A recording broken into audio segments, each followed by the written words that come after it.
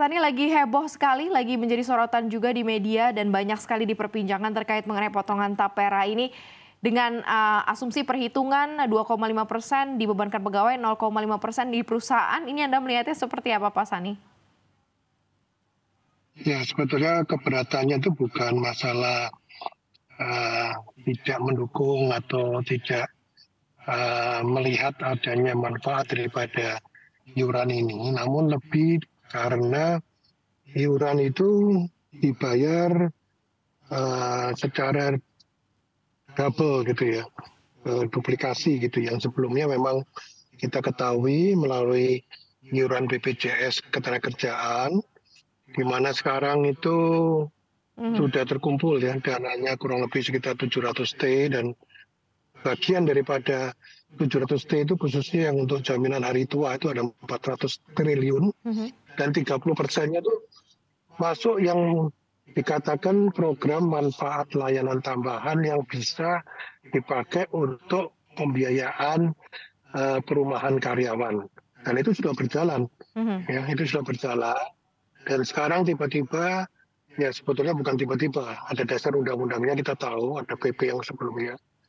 Namun kita tetap melihat, makanya sejak tahun 2016, waktu undang-undang itu dikeluarkan, kita juga dari dunia usaha maupun serikat pekerja, dunia usaha baik Kadin, Apindo, dan para teman-teman serikat pekerja juga menolak, karena yaitu tadi ada duplikasi pembayaran itu. Dan satu lagi Mbak Mariani, sebetulnya hal yang paling mendasari itu adalah sebelum keluar Undang-Undang Tapera tahun 2016, sebelumnya itu sudah ada Undang-Undang Sistem Jaminan Sosial Nasional.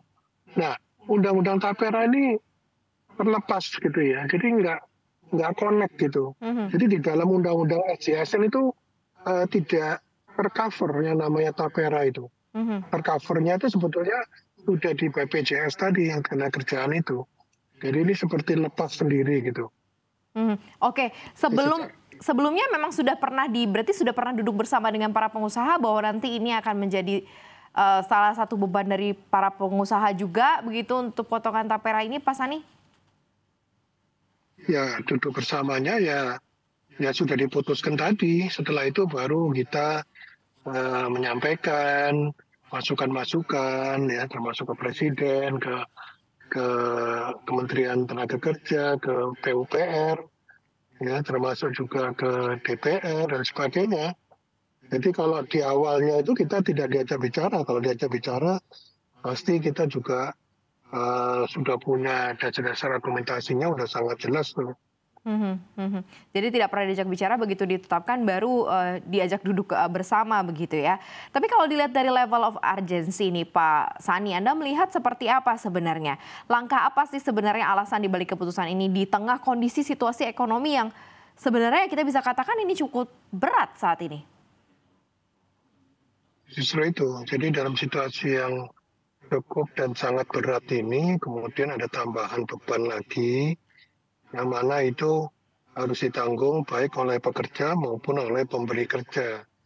Untuk sesuatu yang ya terasa Mbak Maria juga pasti sudah mendengar ya, banyak sekali yang tidak jelas.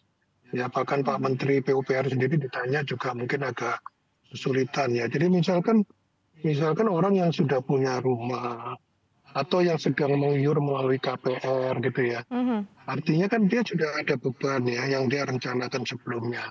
Ini sekarang dikenakan beban tambahan gitu kan, yang sebetulnya dia nggak inginkan. Beda kalau konsepnya seperti tabungan, ya akhirnya dia bisa menarik atau gimana gitu. Kalau ini kan kalau yang bisa mendapatkan nanti fasilitas untuk peminjaman dana dengan bunga murah, informasinya seperti itu kan bagi mereka yang tidak punya rumah atau ini merupakan rumah pertama. Artinya mereka yang sudah punya rumah atau mereka yang sedang dalam program angsuran KPR atau apapun itu juga diwajibkan dipotong juga. Nah, kemudian kalau ditanya Nah, jadi uangnya itu buat siapa? Ya ini asas gotong royong Mhm, untuk mereka yang belum punya rumah. mhm, Padahal yang sudah punya rumah itu kan dia juga sudah mengangsur dan bahkan mungkin dia udah alokasikan untuk beban yang lainnya gitu. mhm. Yang perumahannya mungkin dia sudah ada iuran setiap bulannya gitu. Nah ini yang tidak jelas gitu loh. Jadi asas gotong royongnya dan segala macam ini. Iya, iya, iya. Karena memang masing-masing orang sudah punya keputusan sebelumnya begitu ya, sebelum untuk hidupnya masing-masing sebelum ditetapkan si potongan tapera ini lagi begitu ya. Nah, Anda melihat apakah ini kemudian akan jadi PR berkelanjutan seperti misalnya bisa jadi tekanan tersendiri di daya beli masyarakat begitu ya, khususnya kelas menengah, memberi tekanan juga di konsumsi, ekonomi secara keseluruhan, kelangsungan bisnis juga akan berat sekali ketika ada penetapan tapera ini Pak Sani. Ya pasti ya, karena dengan pemaksaan ini kan memang artinya kan nanti kalau yang tidak bersedia dipotong atau mungkin melalui mekanisme tertentu sehingga mau tidak mau memang harus setor gitu, ya akhirnya ada pengurangan daripada pendapatan yang diterima oleh karyawan gitu. Jadi akhirnya ya ada beban tambahan gitu untuk memenuhi kebutuhan sehari-hari yang memang sebetulnya juga sudah sangat berat gitu.